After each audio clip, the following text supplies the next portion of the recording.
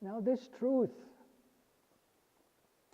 was beautifully expressed by St. Faustina when Jesus appeared to her while she was praying in the convent.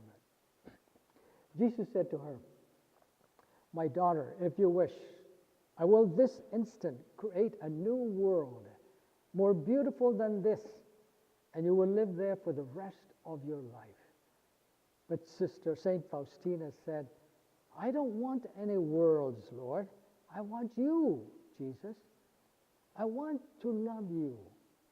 I want to love you with the same love that you have for me.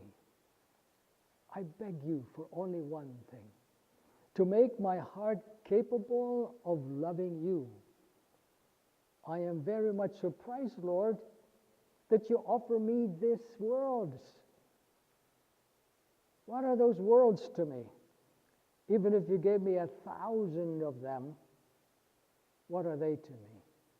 You know very well, Jesus, that my heart is dying and longing for you. Everything that is not you is nothing to me." Wow, what a deep, deep spirituality that is. Everything that is not you, Jesus, is nothing to me. Because Jesus is everything to St. Faustina. That's why Jesus said to the mystic Mary of the Trinity, another mystic, he said, "Do you understand that after having loved you so much in my earthly life, I cannot stop loving you? Do you understand how ready I am to help you, to give you my grace?" End of quote. Wow, I cannot stop loving you. And that's true for all of you. All of you. Jesus can never, never stop loving you. Why? Because we are God's children. He made us in His image and likeness. What does the Lord want in return? He just wants us to love Him back. That's all. He just wants us to love Him back. But with what kind of love? Well, if you read the book of Revelation 3:16, God said to the slack and dull church of Laodicea, the parishioners there were dull and slack. So God said to them, "Because you are lukewarm, neither hot nor cold, I will spit you out of my mouth." So God is fed up. He's fed up with lukewarm relationships with Him. He's fed up with mediocre love for Him. He wants to be loved deeply, intensely, profoundly, passionately, ferociously. Total giving of self. But you know, to do this, we must be aware of one thing, which we must do. And this was expressed somehow by what I call another mystic. And so, he said,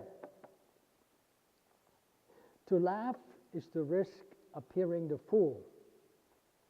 To weep is to risk appearing sentimental. To reach out for another is to risk involvement. But to risk must be taken, because the greatest hazard in life is to risk nothing. The people who risk nothing, do nothing, have nothing. They may avoid suffering and sorrow, but they cannot learn, change, or grow.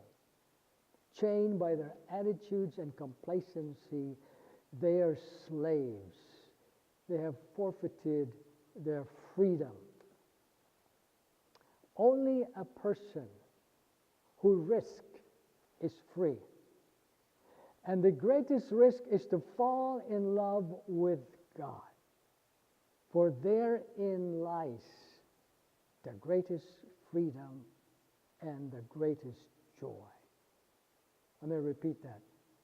The greatest risk is to fall in love with God, for therein lies the greatest freedom and the greatest joy. End of quote. So, what have you risked? What have we risked?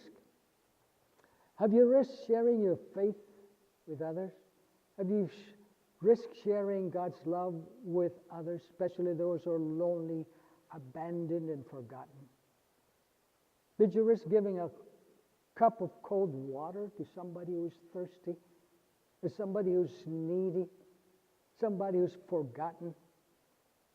Did you take the risk of sharing the Eucharist by bringing Eucharist to the homebound, to nursing homes, to hospitals? What have you risked? If we haven't risked anything, then we haven't really fallen in love with God. But I know you do love God. So what the Lord wants is our sincerity, that we deeply long for Him. And a good way to supplement our desire for the Lord is to ask the Blessed Virgin Mary, Our Lady, our Mother of Perpetual Help, since she's so close to Jesus, let us ask Our Lady to bring us closer to Jesus. And she will help us because she is our mother. And the more we love Jesus, the more we love Mary, our mother. Amen.